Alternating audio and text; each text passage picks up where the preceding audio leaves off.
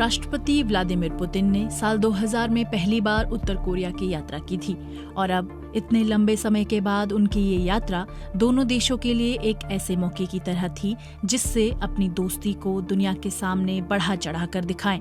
सिर्फ दिखावे भर की बात नहीं रही। उत्तर कोरिया के प्रमुख किम जोंग उन ने घोषणा कर दी कि वे यूक्रेन युद्ध में रूस का पूरी तरह से समर्थन करते हैं। हालांकि सच ये है कि दोनों नेताओं को लगता है कि उन्हें एक दूसरे की जरूरत है। पुतिन को युद्ध जारी रखने के लिए गोला बारूद चाहिए, वहीं उत्तर कोरिया को पैसों की जरूरत है।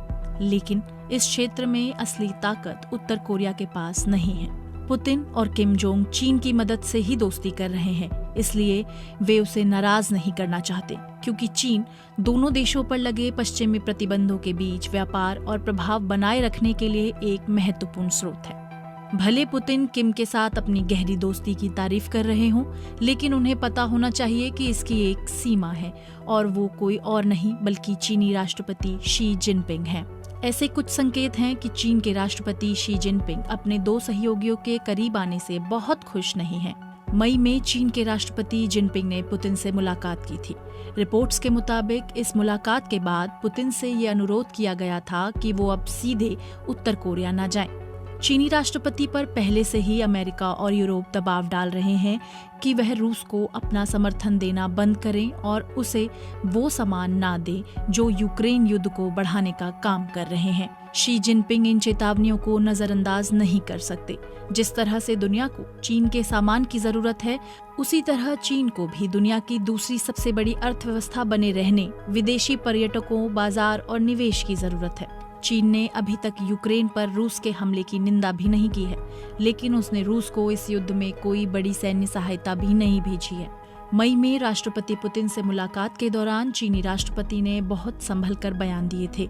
हालांकि दूसरी तरफ पुतिन उनके बारे में प्रशंसा करते हुए दिखाई दिए थे। किम जोंग के परमाणु हथियारों को बढ़ाने की कोशिशों का चीन अब तक समर्थन करते आया है।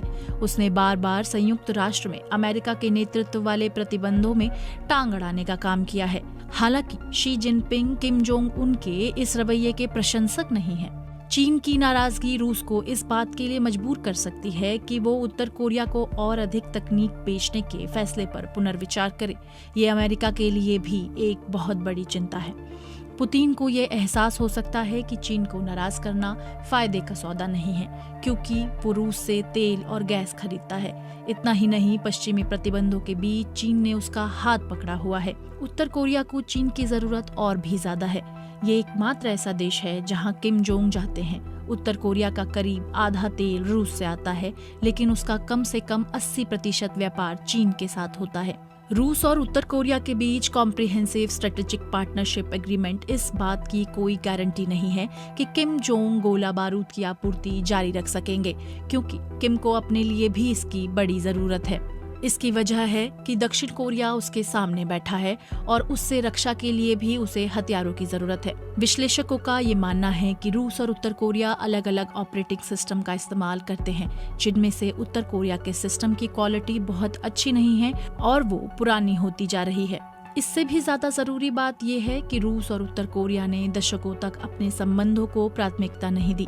जब पश्चिम के साथ उनके दोस्ताना संबंध थे, तब पुतिन ने उत्तर कोरिया पर 2 बार प्रतिबंध लगाए थे।